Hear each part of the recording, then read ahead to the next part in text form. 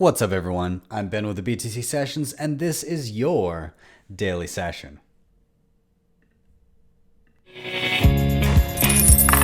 Hodl that Bitcoin. Before we dive in, shout out to sponsors of the show, LEDN.io. This is where you can use your Bitcoin for a variety of different services.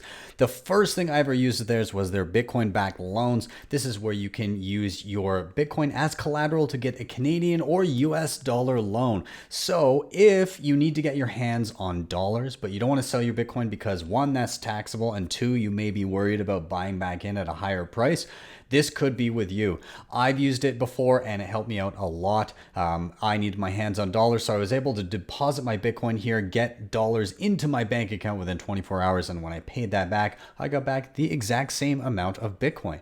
Now, they also have their Bitcoin and USDC savings accounts. These get interest rates of up to 11.7% annually paid monthly. And they've got their B2X offering, which uses the same loan mechanism to instantly buy more Bitcoin, effectively doubling your Bitcoin on the spot. So if you want to check them out, there is a link in the show notes down below, and if you click that link and opt to get a loan, they'll give you $50 worth of Bitcoin for free. And secondly, we have our friends at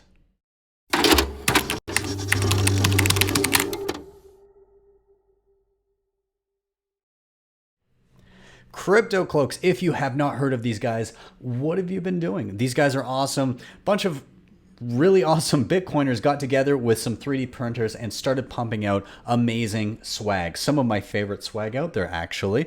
So they've got node shells. By the way, I'm building an Umbral node coming up, and I'm grabbing one of these cool shells for it coming up. So you'll see that in a future video. But besides the fact they have a ton of great stuff, these Bitcoin grenades are awesome for gifts. You can put open dimes filled with Bitcoin, hopefully, in them. They have sticker packs. They have drawer units where you can store hardware wallets. They have, of course, got shells for your hardware wallets. They've got coasters. They've even got night lights. A little bit of everything for everyone. Highly recommend you check them out. Head over to cryptocloaks.com. And hey, if you want a little bonus, if you use the code BTC Sessions, all one word at checkout, you can get 5% off. So be sure to check them out. And finally, we have the Cobo Vault. I have done a full tutorial on this thing. I love it. It has moved into my regular rotations of regularly used hardware wallets. This thing is fully air gapped, meaning that you never actually plug it into an internet connected device, meaning that it protects your seed phrase or your private keys to your wallet. It keeps your funds safe. It has Bitcoin only software or firmware, which I highly recommend you run. It's of course got a secure element in the thing. And my favorite thing would be the integration with all of my favorite wallets. You can use it with Bitcoin Core. You can use it with Electrum on desktop. You can use it with my favorite desktop wallet, Wasabi wallet. And of course, you can use it with Blue Wallet, which is my day-to-day Bitcoin wallet on my mobile phone, which is on iOS and Android. So be sure to check out the Cobo Vault. I am currently using the Cobo Vault Pro, which has the rechargeable battery included, which is awesome. I love it. And by the way, they're giving away some free stuff. So all you have to do to get the Cobo Tablet Plus, which is a steel plate to store your backup seed of any wallet, all you need to do is retweet this show on Twitter and tag myself and Cobo and just let us know why you want one. You have to be in Canada, the US, or the EU, but other than that, no other limitations. Retweet, let us know. With that, let's dive into the show. So Bitcoin price has taken a bit of a dive overnight. Now, is this a catastrophic dump, or is this just a pullback before further upside? Well, I mean, it's anybody's guess, but we're going to read into some of the sentiments and some of the stuff that's going on right now. So prices for both Bitcoin and Ether, who cares, fell sharply in the past 24 hours after a drop in global equities. Top cryptocurrency by market value has traded around 10,400 at press time. I think is just below that right now, losing around 4.5% over the previous 24 hours. While Ethereum lost over 8% over the same time period, so about double.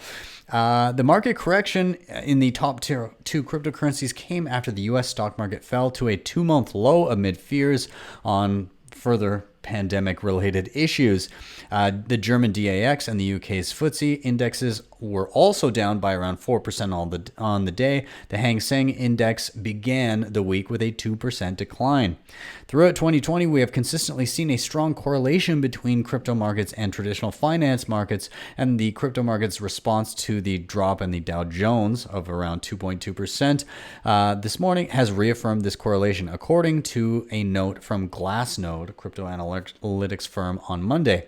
The data site warned investors to keep an eye out on the stock market for further impact. There has been correlation, but again, it's correlated until it's not. And again, it seems like in these massive panicky sell-offs in the stock market, everybody's looking for liquidity. So if everybody's looking for liquidity, they're going to sell any assets that they need to cover any of their obligations. We saw that in March, although much more pronounced than we're seeing right now, when the stock market fell off a cliff and we saw Bitcoin fall by like 40-50% in a day. But we're also up from that point. We're also up higher than we were for most of the year, other than when we went up around 12,400 in the recent weeks and have since dropped from then. But significant recovery from that sell-off. So if anybody was picking up sats on that drop, they've done quite well for themselves. Now, I did want to show one thing here, and this is over on CoinMarketCap. And so this tracks, it's kind of the go-to for a lot of people if they're tracking more than just Bitcoin. But again, you can see the 4% drop in Bitcoin. In fact, maybe I'll give this a quick refresh just to make sure we're somewhat accurate. Okay, there we go. So yeah, 3.8%. So we're coming back a little bit here. You can still see Ethereum down about 7.6, XRP down 5.6, Bitcoin Cash 4.6. So there's a lot, but what I want to do here is I want to price things in Bitcoin to see where you sitting in alts. You probably got a little bit wrecked here. You can see some single digit, you can see some double digit drops across the board, depending on what you were sitting in. Some of these were a lot more pronounced earlier. You saw some, 11, 13, 14. You still do see some of that across a lot of the DeFi tokens. They're taking double digit hits. So if you're sitting in most other things other than the stable coin, you probably got a good punch to the gut. I'm not super worried because I'm not trying to trade this stuff. So I'm just happy to sit on and accumulate Bitcoin over time. But if you're trying to trade in and out of this shit, it can be rough. Now, on a more positive note, there's an article here from Cointelegraph, and it's called "Profit-Taking Bitcoin Miners Won't Stop the Next Bull Run." And so they say that Bitcoin miners sold substantial amounts of Bitcoin throughout the last 2 months, but on-chain analysts believe it won't stop the next bull run. Historical data shows some miners began to sell Bitcoin at the end of July, leading to increased selling pressure in the cryptocurrency market. Eventually, the dominant cryptocurrency fell steeply from mid-August, according to recording a 13% fall, and since then, Bitcoin has struggled to retake the $12,000 mark. According to CryptoQuant CEO Ki-Young Ju, continued selling by miners might not be enough to prevent a bull run. On-chain data analysis firms closely observed that movements of miners and whales because of they hold significant amounts of Bitcoin. Willy Woo, an on-chain analyst, explained that miners represent one of the two external sources of selling pressure for Bitcoin. He previously said there's only two unmatched sell pressures on the market. One, miners who dilute the supply and sell onto the market, and two, the exchanges who tax the traders and sell onto the market. When miners start selling their Bitcoin holdings, typically they to cover expenses, it could trigger a correction in the cryptocurrency market. For instance, from August 17th to September 5th, the price of Bitcoin dropped from $12,486 to $9,813. During that time, several whales sold Bitcoin right at the 12K mark, and the same behavior was observed amongst miners. The selling pressure coming from miners and whales noticeably has been attributed to the current crypto market slump, but in the long term, Key explained, it is not enough to stop a prolonged bull run. If miners abruptly sell a significant amount of Bitcoin, it could cause a severe correction, as a small price movement could trigger liquidations from heavily leveraged traders. Hence, even a relatively small sell-off by miners could theoretically cause massive price swings. Key says the intensity of the sell-off from miners was not strong enough to halt future bull runs. And the quote here, miner update: some miners began selling at the end of July, but I think in the long run, miners didn't sell enough Bitcoin large enough to stop the next bull run. According to ByteTree, the net inventory of Bitcoin miners declined by 125 Bitcoin per week in the last 12 weeks. The data indicates that miners sold approximately $1.362 million worth of Bitcoin per week atop the Bitcoin they mined and sold. So they're selling a surplus of Bitcoin above that of which they've been buying, indicating that they're diving into their reserves of Bitcoin that they've been stocking up on. Now, as Key emphasized, the data shows that miners sold substantial amounts of Bitcoin, but not in amounts that were irregular to normal behavior. So all in all, it kind of seems like, yeah, miners are diving a little bit into their reserves, but those reserves only go so far, at which point the default selling pressure is more or less coming from whatever is being mined that day. So we'll see how long this goes on for. Now, on the, I guess, more positive side of things as well, Bitcoin's average transaction value, the average amount or dollar amount being transacted on the Bitcoin network in each individual transaction, has returned to 2017 levels. So, and this kind of blew my mind, the numbers here. As the bull run continues, well, whether or not it's bull, I'm still bullish as hell, but some may interpret it otherwise.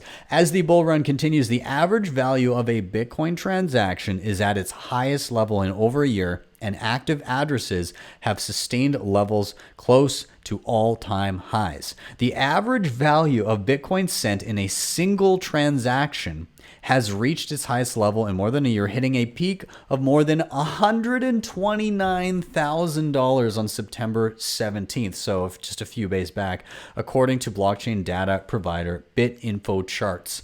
The last time Bitcoin's average transaction value rose above 121 grand was in August of 2019, when one or a few massive transactions pushed the total to more than $812,000 on average. And that was an anomaly. The average cost of a Bitcoin transaction hasn't been this high since late 2017, when Bitcoin's price hit its all-time high of just below 20 grand. The number there kind of blows my mind. The average amount of Bitcoin or dollar value of a single transaction is 129 grand right now.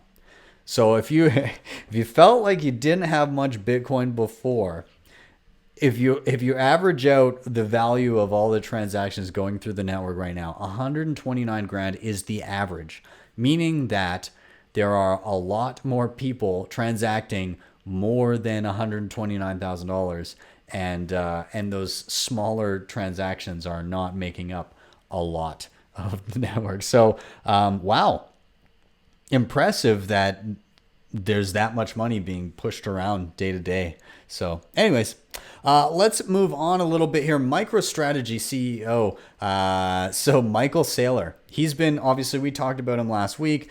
He's been in the news all over the place. They bought up a ton of Bitcoin, $425 million worth of Bitcoin for their company treasury, because they thought that sitting on $500 million of cash was like sitting on a melting ice cube. So he's really done the rounds. He's been on all of the major podcasts. I've listened to a couple of the interviews, had a lot of fun. And yeah, the one with Pomp was really, really great. Regardless, he seems to be quite the Bitcoin maximalist. And I was saying that last week, that he really seems to understand kind of the ethos of why Bitcoiners think the way they do. And he's done all this in like a year. He's really quickly latched on and consumed a lot of information to get to the point where he is right now. So I just wanted to touch a little bit on this article here. So MicroStrategy's decision to use Bitcoin as its primary reserve currency has Michael Saylor seemingly favoring the asset over altcoins. In a September 20th tweet, the business intelligent company's CEO stated that he considers Bitcoin to be a crypto asset network, unlike tokens like Ethereum or stablecoins, which he referred to as crypto application networks. Posting a chart from analytics site Bitcoin Dominance, the CEO claimed that the coin's dominance has advanced from a low of 71.05% on December 20th of 2017 to 93.57% today. And his tweet says, when considering network dominance in the crypto industry, I find it clarifying to separate crypto assets networks like Bitcoin from crypto application networks like Ethereum and stablecoins. Bitcoin dominance has advanced from a low of 71.05% to 93.57% today. So he goes on. However, Saylor does intentionally, he is selective when it comes to his data, which was in the tweet there anyways, right? Dominance figures do not include initial coin offerings, so ICOs, or stable coins, only include coins using proof of work that are attempting to be money, which, I mean, if you're looking at dominance in a certain industry, don't you want the qualities of the industry? So let's say ICOs were legitimate, which they aren't. But let's say you were talking about what ICOs were trying to be, which is effectively like owning a piece of a company that is building something. That would be like measuring Bitcoin dominance versus all stocks. It doesn't exactly make sense to have a market dominance against everything that people are putting money into everywhere. I mean, I get you could do that, but I think it's more apt to compare Bitcoin to reserve currencies or to gold, or in this specific metric to cryptocurrencies that are trying to be money, because you're trying to determine which money is likely to take most or all of the pie. And so, yeah, that's anyways, I want to show you the website he was looking at. So this is bitcoindominance.com. And again, as stated, it only includes the coins that are trying to be money, that are proof of work. And it further explains why exclude ICOs, why exclude stable coins, why only proof of work, why does this matter, and why is there an option to include or disable Ethereum, which he did exclude Ethereum. So like here you can see we're at like 78.8%, but if you exclude Ethereum, it's 93.75. So the reason for excluding Ethereum, if somebody was looking at this, is again the claim that Ethereum is not looking to be money. It's looking to be kind of like this well, originally it was like the decentralized world computer, but that narrative has very much shifted over time. But regardless of the fact, Ethereum is looking to move to proof of stake. And if and when that happens, you can see at the bottom here, they say, if or when Ethereum moves to proof of stake consensus algorithm, it may be removed from this index entirely. They talk about why they're only doing proof of work. They say Bitcoin dominance only includes proof of work coins in this index because so far proof of work is the only consensus algorithm known to be able to keep the network decentralized. Decentralization is important because if it cannot be achieved, then there is no improvement over the current system of centralized banking. This is a pretty good reason in my opinion, but I mean, let me know what you think about that. Either way, even if you include Ethereum in here and you just look at the coins trying to be money, which I think is probably a good thing to do, to measure how far ahead one coin is over the other, it's pretty stark here that Bitcoin is a huge chunk, is a majority chunk of everything in crypto trying to be money. So I kind of summed up my thoughts on how quickly Michael Saylor arrived at these considerations. And so I said, turns out when you're researching to justify a $425 million capital allocation, you can bypass the seemingly inevitable shitcoin phase entirely. I was thinking about why this might be, and I realized a lot of crypto people just kind of accidentally stumbled into money, though through what it was effectively degen gambling. So, some people just happened to have some coins early on or some Bitcoin early on that they didn't really know why they bought it. It was a curiosity. Those, from what I've seen, those people tend to not have put thought into it or value it, and therefore are kind of not super aligned with the value proposition of it. Anyways, moving on through my tweets here. Contrast this with an individual that has spent decades building businesses and holding on to assets. A lot more thought goes into where that hard-earned money is parked. If you're bad with money and win the lottery, you're likely to squander that wealth if you don't get wise and educate yourself quick.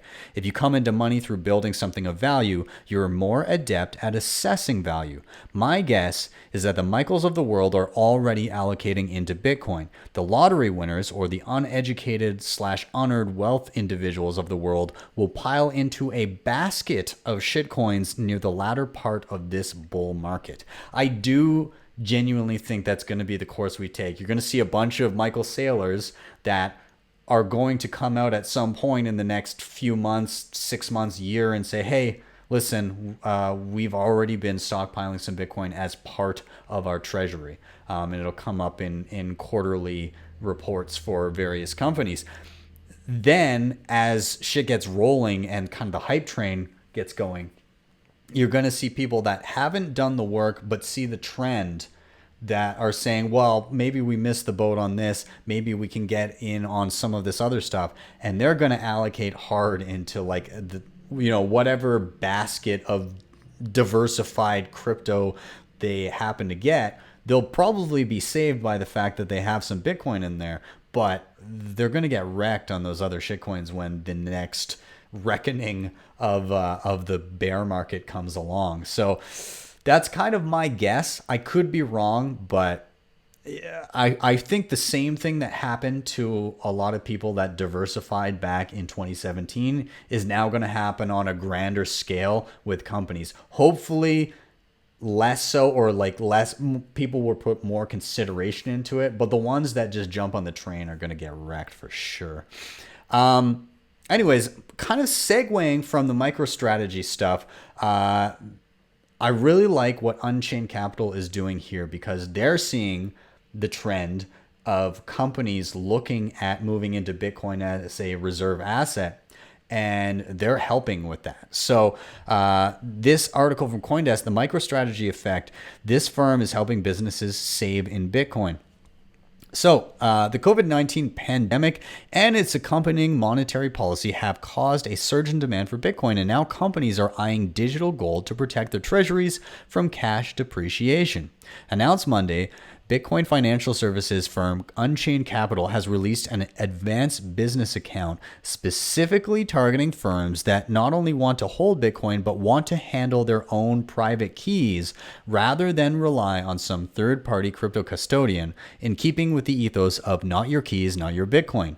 The impetus to launch this service is straightforward and simple. It's no longer just folks in the cryptosphere who are worried about the printing of money, negative interest rates, and the like. Just look at MicroStrategy's recent moves. So I'm going to jump down a little bit.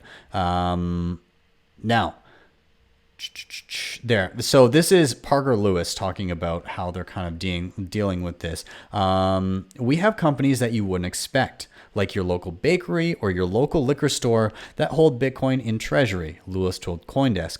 They are not Bitcoin-centric businesses, but they hold Bitcoin and they hold their own keys, both small and large, like the MicroStrategies of this world. Now, We make this really simple, said Phil Geiger, Unchained's head of marketing. We hold one key, our clients hold two keys, which means that our clients are really in full control over their Bitcoin. With these new business accounts, we have built out a combination of enterprise level controls for different user types, accounting, and so on. But at the base of everything, it's the Bitcoin protocol. Now, I guess this is kind of the author interjecting here. It says, they say, this is all fine and dandy, but regulated financial firms see a gray area at best when it comes to crypto custody and are likely to lean towards the closest thing to the traditional world, a regulated custodian such as BitGo Trust. Now, Lewis goes on to say, at first blush, that's entirely logical, but I think there will be this push and pull in terms of the way things were and how things are shifting over to the way things will be. We have this new form of money. Do we need to forfeit it to legacy regulation that has existed for 30 or 40 years? Maybe the reality is that the regulations need to change to deliver the best security. So yeah, I really like this idea of a collaborative custody solution, especially for people that are diving into the space, that are worried about screwing up, but also understand the ethos and understand the value in having control over your own wealth. So you can have and pay a third party to make your setup fault tolerant. So if you screw up, there's still somebody to help you out. So you could have a major screw up and still be able to get to your money. I think solutions like this, and I've been talking and using a lot of multi-sig lately, and I've done a bunch of videos. I did Unchained's open source project.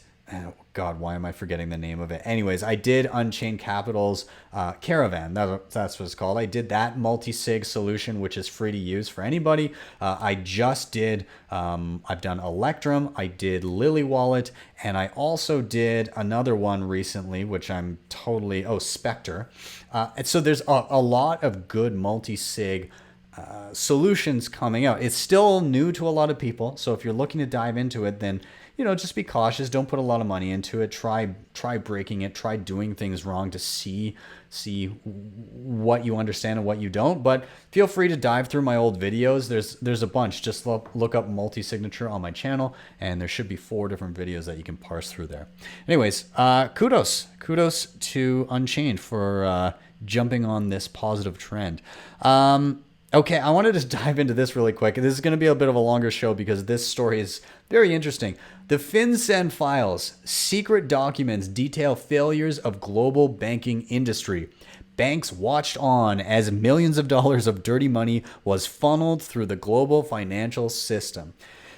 Just another story to exemplify all of these bullshit worries over, Bitcoin is used to launder money. The banks are used to launder money. And if you don't think that they're doing it, it's just because you don't have enough money for them to give a shit about you. So what happened here? Leaked documents detail how over $2 trillion worth of dirty money has been funneled through the world's biggest banks. This was published by BuzzFeed. Over 2,500 documents, including 2,000 suspicious activity reports, documents how authorities were provided with evidence and failed to act. So it's not just that the banks were doing shady shit, but there were suspicious activities reports filed and nothing was done. So this is like systemic. It's not like people got around the regulators. It's like the regulators were like, The FinCEN Files are unprecedented. In 2016, the Panama Papers documented how the world's wealthiest avoided tax with the help of law firm Mossack Fonseca. A year later, the Paradise Papers revealed further offshore dealings to the benefit of politicians and other public figures. What makes the FinCEN Files different is that they reveal systemic evidence of global corruption rather than the wrongdoings of a handful of actors. Fuck banks, enter Bitcoin, tweeted Pavel Rosnek, co-founder and CTO of Satoshi Labs, creators of hardware wallet Trezor. Anyways, some details around some of the stuff that slipped through the cracks, quote unquote. London-based HSBC allegedly allowed the transfer of millions of stolen funds around the world. According to FinCEN Files, these transactions occurred after evidence of illegal activity was found by U.S. authorities. In the Middle East, London-based Standard Chartered was allegedly found to have been moving funds for Arab Bank in Jordan more than 10 years after clients of the Jordanian entity were found to be funding terrorism. And German bank Deutsche Bank was reportedly shown to be moving dirty money connected to terrorism and drug dealing. The SAR documents the series of transactions that flowed through the bank. Furthermore, FinCEN Files have implicated financial centers around the world. Among them, London features prominently as an international capital for financial crime and corruption. One of the FinCEN Files' biggest findings is that JP Morgan allegedly facilitated the movement of over $1 billion through a London company. At the time of the transactions, the bank allegedly had no idea who was behind the money. Later, it was discovered the funds might belong to the Semyon Mogilovich. I think I'm not saying that right. So that's a Russian mobster found on the FBI's 10 most wanted list. So like they don't care. They don't care. If you think that they care, they really don't care. It's just people are just, where's my fee? And so like it's funny because the regulations, they catch the people kind of in the middle, that middle range. Then it also makes it incredibly onerous for regular people that just want to send money easily internationally. And then the people at the top that are the worst of the worst are just getting a total free pass. So like it's a really broken system. I don't know. Maybe we just use law enforcement to enforce crimes instead of worrying about money itself. Maybe. I like the end, the byline at the end here. It says, banks and regulators spend a lot of energy figuring out how to manage reputational risk. Perhaps taking suspicious activity reports seriously would be a good start. Excellent way to end that article. Anyways, guys, a little bit more positive to end here. New volume of Citadel 21, my favorite cultural magazine for Bitcoin, has just dropped in digital form. Really enjoyed this. One of the ones that I really liked was Bitcoin 0 to 1 Money by Human Jets. If you haven't read 0 to 1, is a book by Peter Thiel talking about how really innovative companies taking an idea that didn't exist and making it exist, and how this article is all how it relates to Bitcoin, and Bitcoin is kind of like a 0 to 1 jump, and all of the altcoin noise is kind of like thinking that they're 0 to 1 and presenting it that way, but it's not. It's like iterations with Bitcoin, and you can only jump from 0 to 1 once in a particular method or in a particular sector or technology. Anyways, I really enjoyed this. I'm excited to get my physical copy of Citadel 21 Volume 1 pretty soon. And I did just subscribe for 6 volumes after the fact. So excited to get those in. If you haven't checked them out, do. Because it's a fun read, even if you just check it out digitally.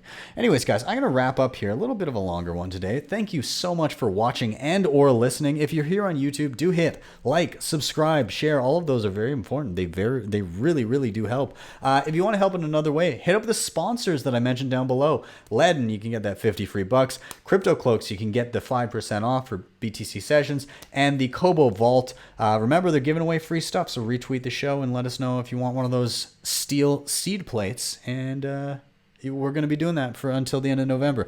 If you really love what you saw, you can drop me a Bitcoin Lightning Network tip at my tippin.me page. That is tippin.me/@BTC sessions. And with that, I'm out. Have yourselves a wonderful day, wonderful evening, wherever you are, and I will see you next time for your daily session.